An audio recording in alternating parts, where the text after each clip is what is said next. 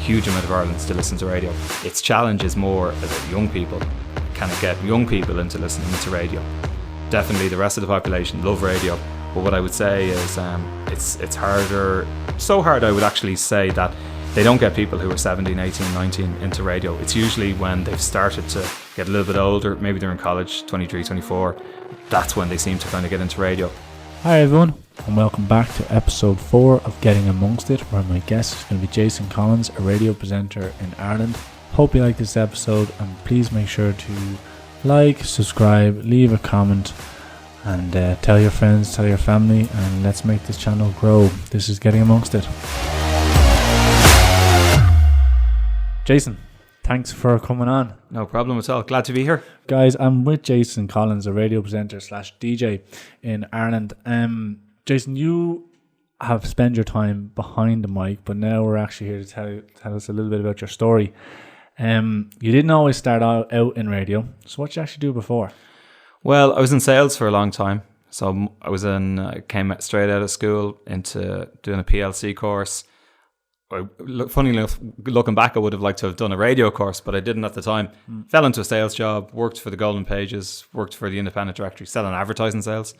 Did that for a long time, and then eventually I got to a point where kind of was burnt out at sales and wanted to do something different, and did a photography course at Griffith College, so I got a diploma in that. But by the end of it was pretty intensive. It was like 3 nights a week. It was a little bit too much. I realised actually photography wasn't what I wanted to do as a job.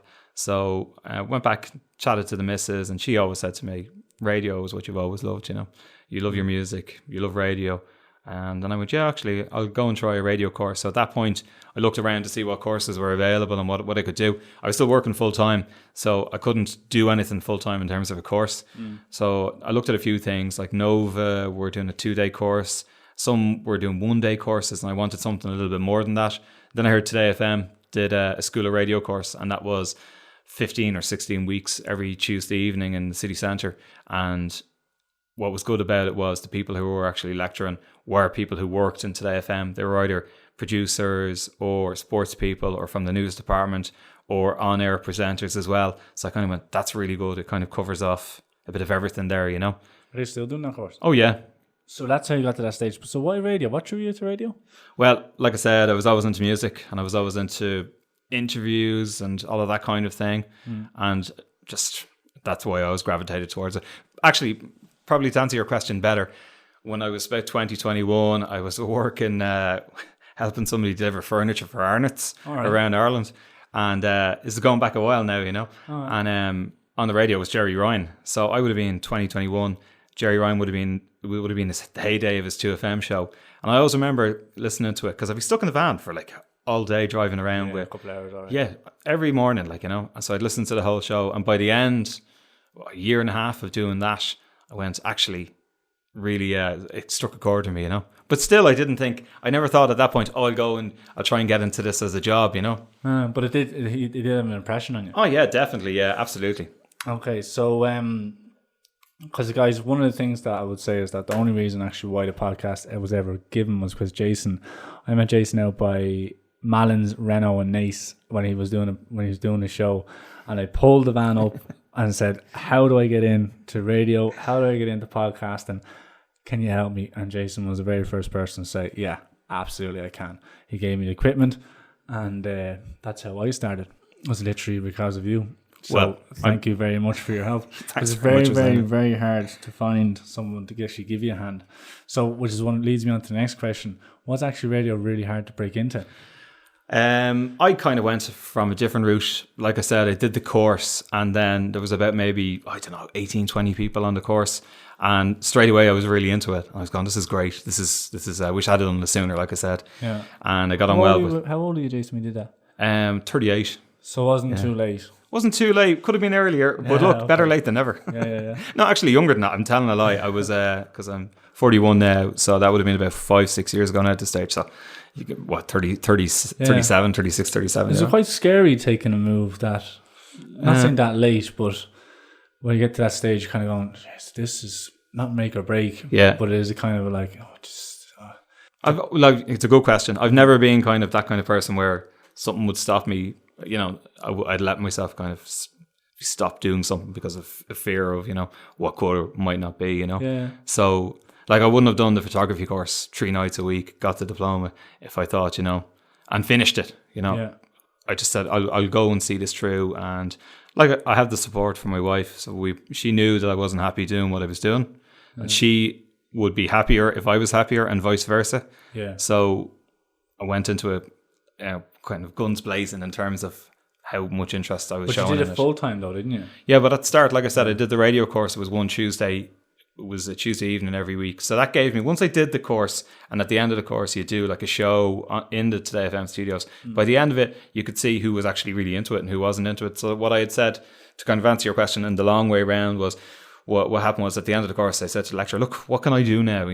Where can I go with this? Because I doubt radio stations will just pluck people from a course and, get them on straight away. Yeah. Now, what I know now is sometimes they do that. You might be a young fella. You might go in and go, look, I'm looking for a bit of work experience, and from that, doors can open because you're enthusiastic and you're into it. But the way it worked for me was when I asked the guy, he said, look, Communicore have a training station, an online station that was in their buildings at the time, which was the Malt House near the Grand Canal. And what they used it was a bit of a training ground to cherry pick people and all that kind of stuff. So he said, do that and apply for it and you'll get an interview. And the guy who was running it was one of the 98 FM DJs, Andy Clark. Great guy, brilliant. The knowledge he has, of music presenting is, top notch. So from that then, I decided to start taking shifts, work experience, like coming in, and I wasn't the only one. Like maybe there was about 30 people on at the time, coming in. Some of them were only be able to do one shift a week. But I said, feck it, I want to get really good at this. So I said, I'm going to try and do this as much as I can. So at that point, I said, right, I'm going to take a career break for about a year. I'm going to put my heart and soul into this and see what I can get out of it. So I ended up doing 5 mornings a week in Freak. So I treated it like a job, got up, made sure the kids ready off to school. And then I'd head into town, go on and do a shift. And after you do the shift, you get feedback. Not every time, but you were getting feedback and training from the station manager. And with that level of determination, or to get stuck into that, had you not had that level of determination, do you think it would have taken you longer?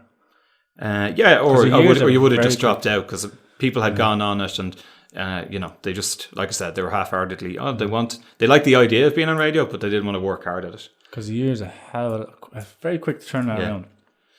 Well, I don't know, maybe I'll take that as a compliment, yeah. I'm sure some people have been faster, but for me it was the right amount. Because when I was about kind of 5-6 months into it, that's when the station manager said, why don't you apply now and send us off to your local station, Because he asked me where I lived and I told him where I was, and he said, well, look, the Kildare station is going to be the nearest to you, KFM, so send a demo into them. And that's how I kind of got onto them. So that was kind of 6 months into the 11 months a year that I was doing that. So I kept the other thing going while I was starting on the KFM thing. And it was funny, by 11 months, you get comfortable, even though I was training and all of that, it was a bit of I had mixed feelings leaving, It was obviously great to push on, but there was such a great gang of people on Freak.fm. And then obviously the station manager as well, Andy, being so positive and helpful. But then I was kind of going, the safety net's kind of gone, so I'll have to kind of crack on my own. So I'm glad I did. Grant, so when you were first learning then, what skills did you feel you needed to work on?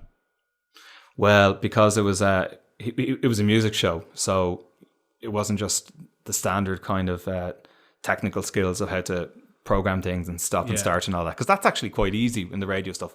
It's all of the songs are playlisted. They're all picked for you because you wouldn't have time to, think up what you're going to say and to pick the songs, contrary to popular belief. Depends on the show. But if you're doing this kind of like, a standard show in the afternoon or whatever, it's all there done for you. You might have to swap out songs to kind of meet the ad breaks and all of that kind of thing. But what I had to work on was just in terms of how you link and the different kinds of links and, if it's what kind of format of a music show it's going to be. So there's a whole huge thing there with Freak that we went from how to kind of put things into pictures and to paint pictures and present musically.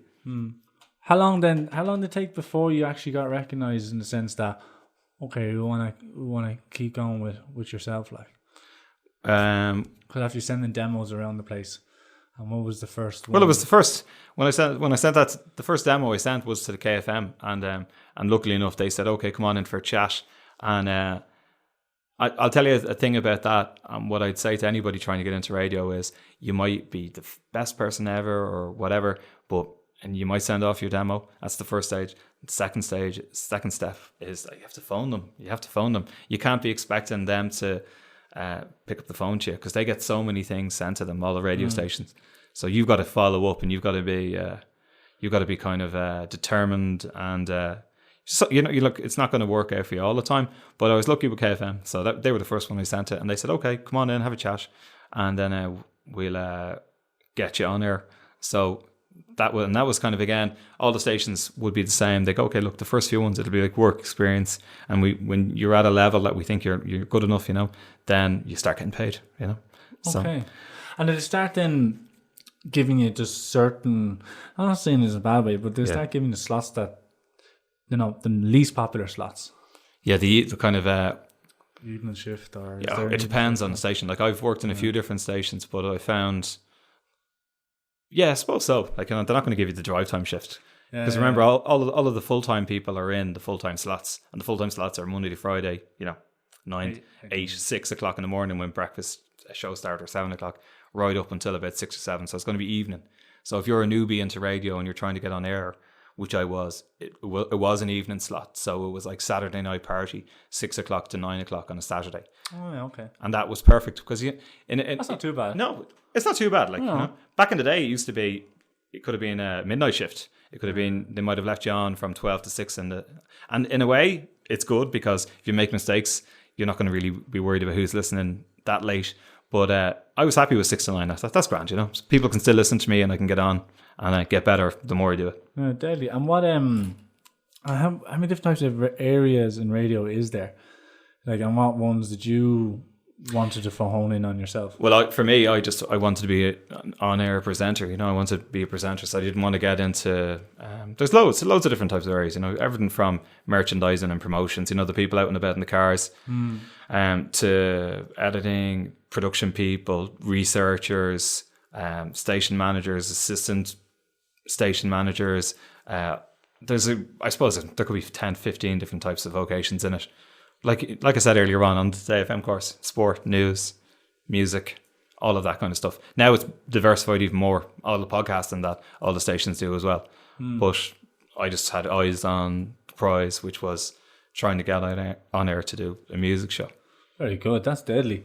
And that's what suited you the best. Yeah, because I love music and I'd be pretty knowledgeable about music, and I think I'd be versatile enough that I can go between different formats.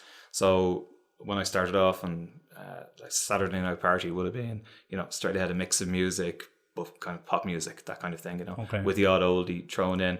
But then when I went to LMFM, started getting work as covering the country show. So you never want to turn down anything on radio if you're starting off. So somebody says, "You want to try this?" You go, "Yeah, okay." And if you're crap at it, they let you know fairly fast. And help you. That's okay, very good. And then, so do you think radio now has an important role in society nowadays? And could it improve because you've got so much competition in relation to social media? A lot of people go to, like, I know I go straight to Instagram for actually the latest. I follow football and rugby, and I'll find the post there and then straight away in relation to a rumor being linked or some transfer news or. Yeah. So, like, how does radio find combating that the whole time? Well, it's an open challenge, really. Yeah, it's an open question. But I would say the first part is: does it have what's its role in society, or does it have a role in society? Absolutely. Look at RTA. The amount of people, the numbers they get: 300, 400,000 people listening to shows. It's gigantic. It's huge. There's a huge amount of Ireland still listen to radio. What I would say is its challenge is more about young people. Can it get young people into listening into radio? Because definitely the rest of the population love radio, but what I would say is it's harder, and so hard I would actually say that they don't get people who are 17, 18, 19 into radio. It's usually when they've started to get a little bit older, maybe they're in college, 23, 24, that's when they seem to kind of get into radio. And then when they from what I've kind of learned is that it starts off like they're into music radio or whatever, but at some point, once they start getting a little bit older and they're looking at buying a house or getting married or whatever, they start gravitating to talk radio because they want to know what's going on out there in Ireland and the world. So I'll tell you a little funny story. Somebody asked me to come out to talk to some TY students in 5th years in Finglas in Beneven College. And I went, okay, I wasn't sure what this was going to be like. In my head, I thought, some of them will listen to radio, some, because I'm going to be talking to 60 kids here, Yeah, because you think at least one or two. 1 out of 60. 1 out of 60, Yeah. So I went in and what I found was like none of them were listening to radio at all. And then what even was more surprising to me was I was like, okay, so who's Spotify? What do people listen to? Maybe out of the 60 people, you might have had 5 saying they listen to Spotify. I said, why'd you listen to Spotify? And they said it's the best place for new music. Some of them were saying YouTube Premium. Some were saying podcasts. A few. In my head, I thought, okay, if they're not listening to radio, they're all going to be listening to podcasts. But they're not. So I guess the truth of it is, they're so busy in their own lives, whatever's going on, hanging around with their mates, and that's where they get their most satisfaction. And radio isn't that important to them, but it might be kind of down the line. But it was an eye opener to me. So, and I would always say that's the big challenge for the radio industry is how are they going to get more people listening to it from a younger age? Because if they don't, eventually the hole in the bucket will start just getting bigger and bigger. As older people, disappear from the core listenership. If they aren't getting new listeners in, what's going to happen to radio? It's hard to listen to sometimes radio. Some of the radio stations I listen to myself, and it's like, oh, they're talking pure and utter shite here. And then you flick on to a different radio station thinking, oh, they're actually onto something a little bit different. Yeah. Like I'm a huge fan of talking, which is why I have why we're here. But if you're not talking about something that's relevant, I just like shut up and I just turn it off straight away. Which is why I'm kind of wondering is that when someone sets out a show, how does that get formatted? Or is that like kind of we ran a poll, people want to talk about this more, or is it a case of we're telling the people what they want to talk about? I can only tell you from my experience because I haven't worked for the likes of a News Talk or or Radio 1, so I can. So my answer to that would be... We can't curse on this show. Yeah. It's funny though, because I'm sorry, whenever I'm on air, in whatever kind of form that is, it's pre-programmed into my head, and I'll tell you, It's a free for all. Sorry, go back to saying your own experience. Yeah, my own experience is like, I haven't worked in those kind of stations, but radio's been around for so long, they know what works and what doesn't work. And there's talk radio has been going for a long, long time. So is your question, how would they put a show together, or? Yeah, so how does actually a show get formatted? Like what topics take precedent over others? Well, I can only speak to how I think they would do it anyway. But like I've been in enough kind of radio training courses where I know I was at one before, and there was a lot of producers from the likes of News Talk and Today FM there, and brilliant people, brilliant at their job. And the main guy given the course was he used to be the senior producer for The Last Word with Matt Cooper, a guy called Patrick Haughey. And Patrick was brilliant, and he'd explain how they actually go about kind of finding stories. So first of all, is what's current as of the day, what are the breaking stories, and they might lead with one breaking story, but they'll know it's been played on all the different radio stations, so they might have to, over the course of the day, constantly find new angles on it. Okay. But I suppose in Ireland now, it'd be easy enough to know what people are talking about. Right now, it'd be politics, wouldn't it? So that's the number one thing. And then after that, housing, health, all of the normal kind of things that would be kind of worrying people who I suppose are getting on with their lives, and who might be planning to get married or moving or whatever. So all of that kind of stuff is sat down and talked through. Yeah. And are you then, as a DJ or a radio host, are you given the flexibility in the role? It depends on the station. So when I was doing the KFM, I'm still with KFM. So, but when I went from KFM, I sent a demo. Shout out to KFM. Yeah. I sent a demo to LMFM, Loudmead FM, and got some shifts with them. And then they said that a Saturday breakfast show was coming up. So, and I knew that was a good slot, and it's a good show, and they have a lot of people listening. And I was wondering how that was going to pan out. So in my head, I was like, I hope this is a music show, but also I can do an interview, a couple of interviews, maybe a band kind of bit. And that's how it kind of worked out. And I love that, because I basically was my own producer, presenter, and I could pick whoever I wanted to get on. Nice, that's really good. And my kind of thing was, like you, just to have interesting people on that, you know, tickled your fancy, whatever, you know what I mean? Yeah. That you wanted to find out more about. So I just started looking around going, you'd find things in the paper, on the internet going, that person will be super to talk to. But as long as it would be interesting for the person who's listening on the other end as well. So it's, you're trying to kind of marry up the two things. And then, so then actually, let's move on to the next actually bit then. So when you actually interview somebody, how do you keep the conversation going? Well, I think we were talking kind of off air. Normally the interviews will be 10, 15 minutes long. Because it's a different format to what we're doing now. Yeah, absolutely. No Like real podcast and like, constraint. that's it. Like you were saying. We like don't have any you advertising. there's no advertising. It's not sponsored. You can curse. You can do all of that kind of stuff, you know.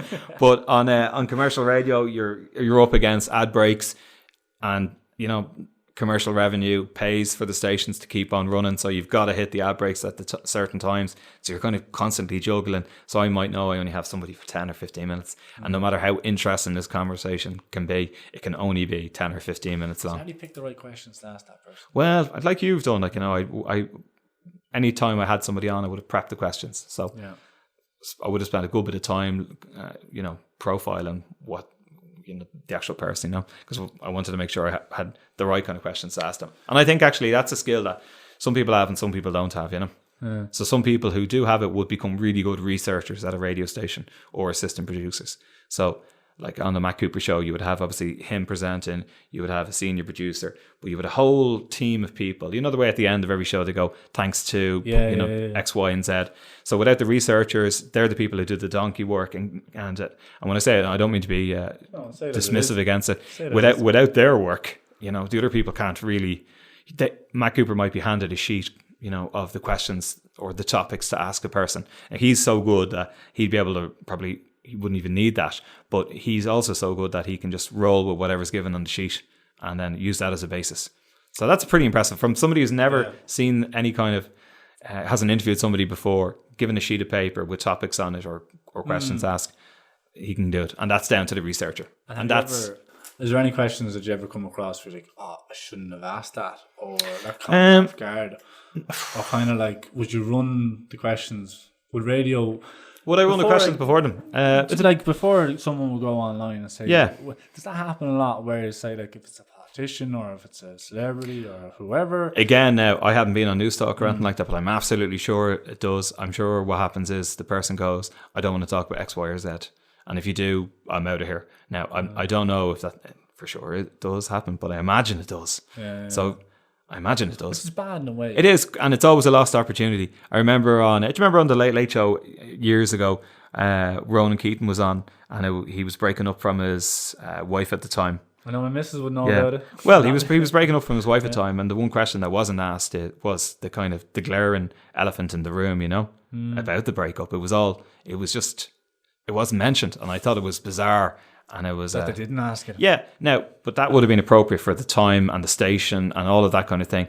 I'm on a Saturday morning. It's not heavy hitting. It's light entertainment interviews. It's music and stuff like that. So it's nothing that's going to offend people or cause too much.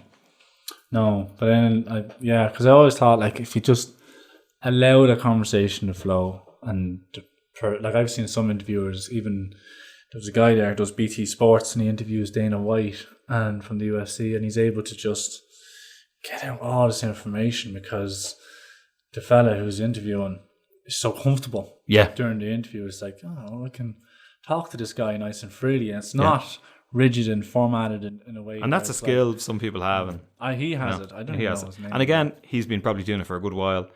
I imagine the first year he was doing it, he wasn't so good. It takes a while to get into anything.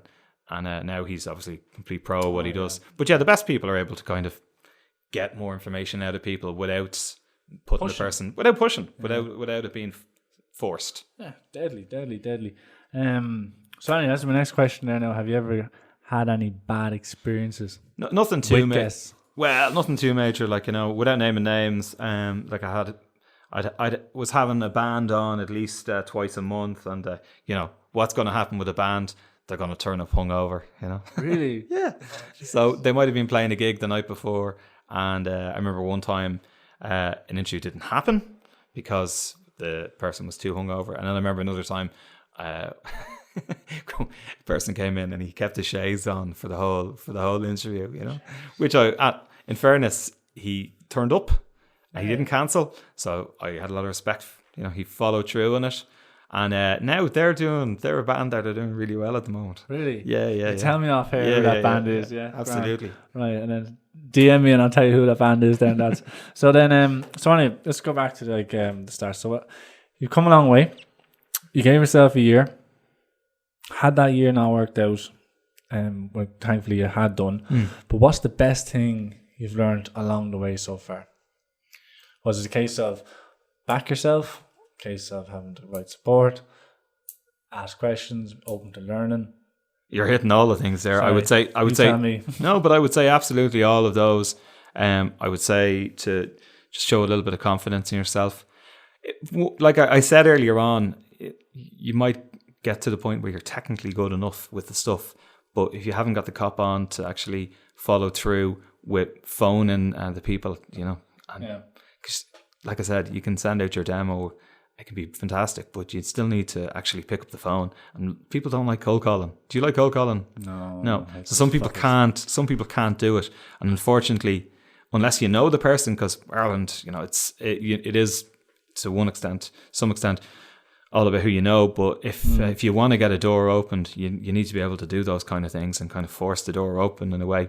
And I think I had that from the sales. I think I was good at that from the sales because it was all meeting people, you know, or cold calling or all of that kind of stuff. So I was used to that. So, and it worked out for me. That's one thing. I would say just perseverance as well, like, you know, and patience. You can't just turn up and expect to be the finished article. And I'm not. I'm far from it. I'm still learning. Like I'm on East Coast FM, and I have a great station manager there who would give me plenty of feedback, you know. And thankfully, it's, you know, I'd say 99% of it is all quite good feedback, and that show's going well. It sounds great. Let's tweak this. Let's do that. So I think any good presenter, they're good because they're constantly trying to get better. Well, the only going back when we said off air is that you're close to 10,000 likes on Facebook. But like you said, it's been a very hard work and slow burner because it's been 2 years to get to that stage. You know, if you're top off now, like, you know, most people on Instagram have, you know, so yeah. But it's, you know, I know. Well, this is it, like, isn't it? A couple of likes that way, you know. This is it. Sex sells, you know. Unfortunately, that's not going to happen with me, like, you know. It could happen. I know. I'm delighted with that. I remember being interviewed before about it. Social media is such a big thing with even going onto a station. You're kind of expected to have to bring your own kind of group of followers with you. Some stations might even only hire you if you have X amount of followers. So that's a huge part. So before social media, there was none of that. You won't get on the radio if you don't have enough followers. So it depends on what kind of slot you're going for. But if you're going for a big slot, you're expected to have, you know, a presence on social media. Really? Oh yeah, absolutely, yeah. And like that goes back to what you're saying, is you could be the best interviewer in the world, but if no one wants to listen to you, this is it. Make sure you follow me, lads. Anyway. So listen, let's just break it down. Let's make ourselves a little bit more human, in the sense that, what mistakes then have you made along the way? A couple of them. Have you ever gone on and said stuff where you're like, on air? Said that. Yeah, why not? Well, I've never said the wrong station, you know, so that's... Well, I remember, like, even starting off, and when I started off in KFM, this is what happens, right? Because I was trained up on a different kind of station, doing different kinds of links. Then you come to another station, and you're still kind of doing it the way you were doing it before, and that mightn't fit the new audience, you know. So the audience of KFM, I would say Kildare people. Culchies. But there's so many Dublin people in Kildare as well. That's it. You know what I mean? Dubchies. I would say it takes a while for you to kind of just get used to your new kind of I wouldn't say market sounds like such a kind of a corporate kind of thing. Yeah. But that's what it is. Like, in the area of people that you're talking to is different. And so as that, like... But I want to finish the point. Yeah. So I remember the first couple of shows, did it, and I wasn't quite sure what kind of links I should be doing. So I was just kind of throwing everything out there. And I remember you get air checks. So an air check is when you sit down with an assistant station manager or the station manager, and you listen back to the audio. So you'll go through a show to the bits that you spoke, and you listen to it, and it'll be critiqued. And fair play to Paul Power at KFM. What he did was he actually went through everything, and I wrote down the notes, and I still have them. So for an hour and a half, he went through a 4-hour show with me to go, you said this, you don't need to come across as funny. Do you know what I mean? He actually went through every single little thing, and he gave me great help, and I still have that, and I still kind of go by that, Okay. So, and then just explain to people what links are, Jason. Sorry. A link is your talking bit between the songs. Between the songs. Yeah. And is that formatted in a way, or is that? You have different kinds of links. You've got speed links, which are, it depends on the station, but you have all different kinds of links, where you might be going from one song to another, and you need to do it quickly. So you're into that kind of a link, Second frame, 10-second frame. Yeah, it depends. It really depends. So on a station, on the local radio stations, a link could be, depending on the show, could be a minute and a half, 2 minutes. But then on a Dublin station, it could be 10 seconds. On Spin FM, 103.8, it could be just a 10-15 second link. How hard is that then to train your? Oh, it is. It's mad. It's your voice to go blah, blah, blah, blah. And to sound good and clear. Yeah, and clear, and to keep the person's interest, and you're trying to get a kind of a picture painted in as few words as you can possible, Yeah. And that's what those kind of stations are like Z100 in New York. It's less is more, and let's keep the show going, and it's all kind of high energy, So that's very hard to do. Yeah. So the person who does that, I think the best in Ireland, Steve Kay on Spin 103.8. I remember he was such a good guy, because when I was doing Freak, you said thanks to me earlier on for helping, Well, I'd have to say thanks to him, because he let me sit in with him for an hour or 2 hours as his kind of show went out. Steve, I think over the last kind of 5 years, maybe best music DJ 3 of those 5 years. That's how good he is. Yeah. And he's one of those people who's like, come on in, sit down. I'll do the show, and we'll chat between the links, and you can ask me what you want.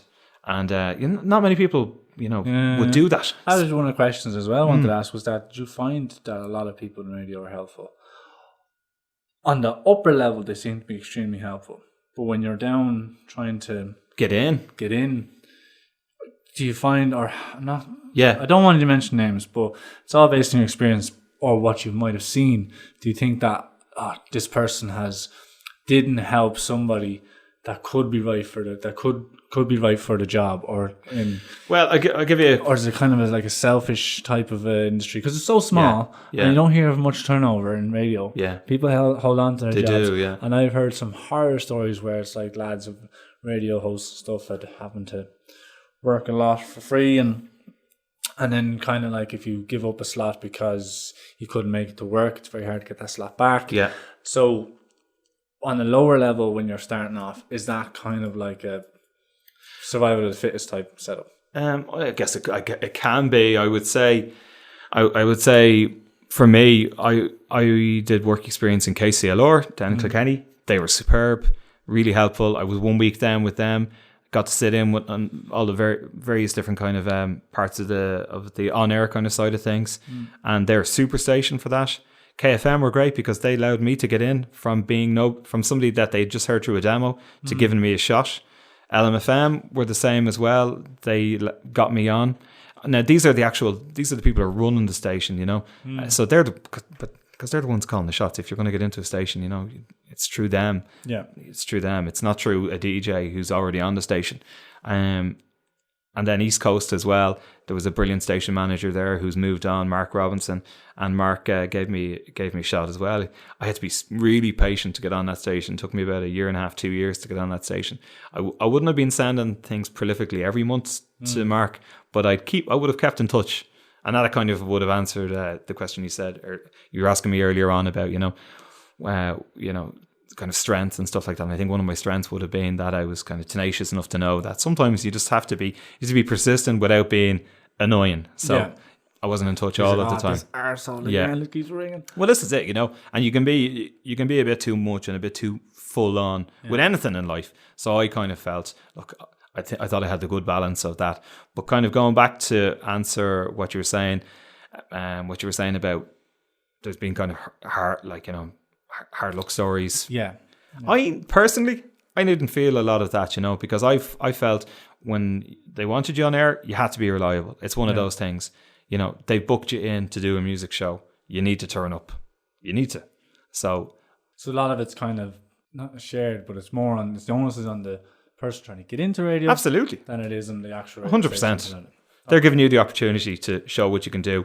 And so take it. So if you can't show that you're reliable, then it's totally understandable that they'll move on to the next person. Okay, very good. So you did change career from sales. Yeah. Shitty job in sales, but it taught you to be persistent. Yeah. Go for what you want to achieve. So what advice would you have for people in a similar situation to yourself that want to do a career change, afraid to do a career change? Now, you didn't have the fear of changing career, but a lot of people out there would, myself included. Yeah. Because I started a new role doing something different. Not telling you guys, but I was very worried myself when I changed career. I was and I was very impatient too. Yeah. But you've got the support from somebody in your life here. Correct. Like I do as well. So if you have somebody who's in your corner, you're already kind of half the battle is done there. What advice would I give somebody change career? Well, look, if you're not happy with what you're doing, why keep doing it? I understand people have mortgages and they have responsibilities, but there's no point being unhappy for the rest of your life and being in a job you don't like doing. My thing was that I just done sales for a long time, so I did like sales for a long time, but then at some point I went, this is what I want to do for the rest of my life. Yeah. And that's when I went and said, well, you know what, I'll have a look around. So my advice would be, have a look around, don't commit yourself to one thing. And then, because you mightn't like that straight away. I found that through the whole photography thing. And then if you do find that you've gotten into something, well then get into it with as much gusto as you can and put everything behind it. You just said there, don't commit yourself to one thing. So you did a couple of things in the air then, didn't you? Well, I just meant with regards to the whole photography thing, I could have kept going with that, but I realised actually this isn't what I want to do. And what was that, like more landscape or weddings, or what were they prepping you for? No, it was the whole, there was a practical side of it. There was the whole theory of it. There was art history in it as well. It was a really full on year. What I could have done is gone on and done a degree course then after I got the diploma, but I realised actually I don't want to do a degree course and I don't really want to, I don't want to be a wedding photographer. Not that there's anything wrong with that. It just wasn't for me, or a portrait photographer or any of that. It's a great skill to have, but it just wasn't for me. And that's at that point I went, okay, I have to go back to the drawing board again. And that was my point. So you might try something and it might not work out, but don't, pick yourself up again and go with something again. And hopefully you'll land on your feet. And don't be afraid to change. Okay. So what stations are you with now? So I'm with KFM, I'm with East Coast, I'm with 8 Radio, and I'm with LMFM.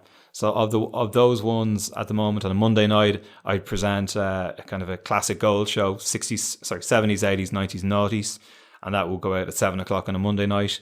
On a Thursday, I do an indie show with 8 Radio. What time Monday? Sorry, go back. What time Monday? 7:00 on a Monday on KFM. Monday. 97.6. Oh, there you go, yeah. And then 8 Radio is an online station that sometimes gets a temporary FM license. And the guy who ran that is a brilliant guy, Simon Marr. He used to run TXFM. He used to own Phantom FM. They're a brilliant station. And I really hope at some point that they can go FM as well as the online. They have huge online listenership. So I'm on that on a Thursday night at 10:00. And then I'm on East Coast, and I'm delighted about this. Pretty recently was asked to do a permanent Saturday show with them. So from every Saturday, 10:00 to 2:00 in the afternoon, I do a 4-hour show with them.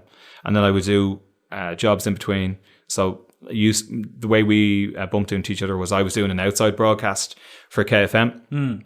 So I was at the car dealership. That's something that I can do for KFM and East Coast. It's a skill that I picked up apart from the music presenting and the interviewing and all that kind of thing, was going out and being able to set up an event on my own and run it and do the show from there. And you like meeting new people? Oh yeah, absolutely, yeah. So who are better, cultures or city folk? Well, in Kildare, it's half and half, isn't it? It's half and half. That's deadly. So you could be anywhere.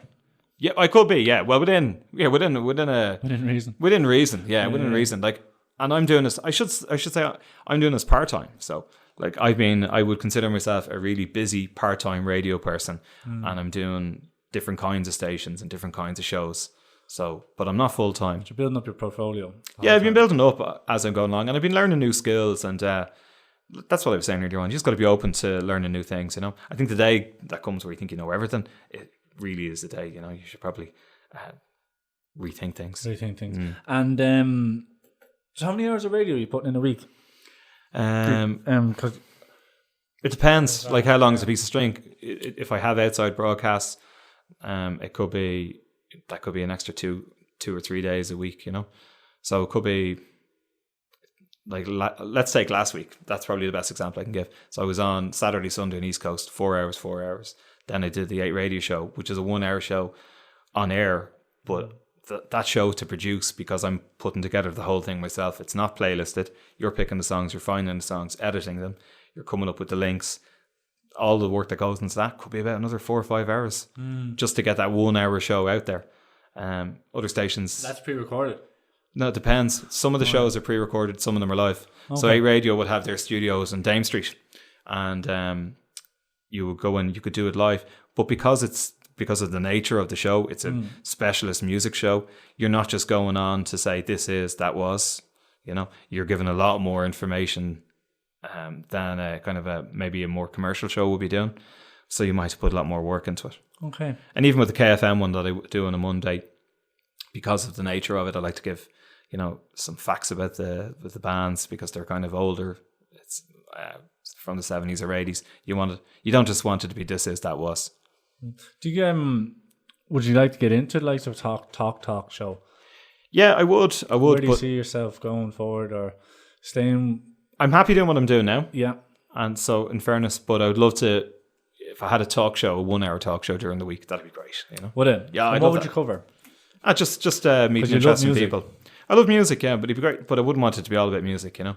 So, like, in fairness, that kind of part of me is serviced enough by what I'm doing on 8 Radio. But meeting interesting people and from all different kinds of walks of life, that'd be something I'd like to kind of do more. I really enjoy doing that on LMFM. So I spoke to Dr. Nora Patton. She hopefully will be the first Irish astronaut.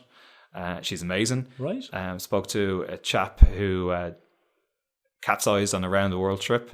An amazing sailor who was really articulate and he could go into great detail about exactly what happened. But then you might talk to kind of business people, entrepreneurs as well. So just a variety of people, just people who float my boat, you know. Yeah, deadly. So what do you do then? What do you do then in your spare time? Oh, well, the other half of my life is minding the 2 boys. So I've got 2 lads who are in school. One's in senior infants, one's in 4th class. So half of my time is the radio stuff. The other half of the time is making sure the lads are going to school. I do all of that kind of stuff. So half the time is stay home dad and half time is radio stuff. And is are the boys showing interest in the radio? Yeah, it's funny because there's 2 out of 60 now. There you go, you know. Yeah. The radio industry is grand because my kids are coming along. What I'd say is they'd hear me on the radio. Are they aware? Oh yeah. Because they hear me, you know, and we'd be talking, and even, you know, in between when we're listening to, when I'm driving along in the car and maybe an ad comes on the radio, you know, so the youngest lad might start kind of imitating or copying the kind of the style of the ad and stuff. So yeah, I definitely think it's rubbing off on them and helping to kind of be performers. Yeah, and having their dad on the radio is quite a cool little hobby to have. Yeah, I think so. Yeah, and for them to be like, yeah, my dad's on the radio. And I give shout outs to the like, you know, the kids in the class when it's their birthdays or whatever, and that's actually something lovely about radio that you don't really get anywhere else. You know, the buzz of hearing your name as a kid, as a child, you know, for your birthday or whatever. It's they used to do it, didn't they? I don't know. They still do it after the weather. So shout out to these birthdays. Yeah. I remember that. Yeah. Never made it on anyway. But that's grand. So what I'll do is, Jason, how do actually people get in touch with you then? Well, I suppose the easiest way is I'm on Facebook and Twitter and Instagram. If they search at J Collins Radio, JAY, or if they go to Facebook and they type in Jason Collins Radio Presenter, then my page will come up and then they can message me on that. Brilliant. Excellent stuff. And sorry guys, what we'll do is we're going to wrap it up. Jason, thank you very much. Thank you very much. Thanks for having me on. This is Eamon, and it's been Getting Amongst It. And again, guys, Jason Collins, be sure to follow him and tune in. Thank you very much. Thank you. Now. That is it for episode 4. Like I said, I would like to thank Jason Collins for coming on and talking to me about how he got into radio and all the different areas that we touched on. Be sure to like, comment, subscribe to Jason Collins. Make sure you follow him. Brilliant guy. And as always, I really hope you enjoyed this episode of Getting Amongst It. And like I said before, just please leave a like, comment, subscribe, tell your friends, tell your family. And I really hope you enjoyed it. And if there's any areas that you want me to touch on next week or the next episode, just send me a message. You can get me on Getting Amongst It on Instagram. I'll be sure to tackle that issue for you. Thank you very much. Bye, guys.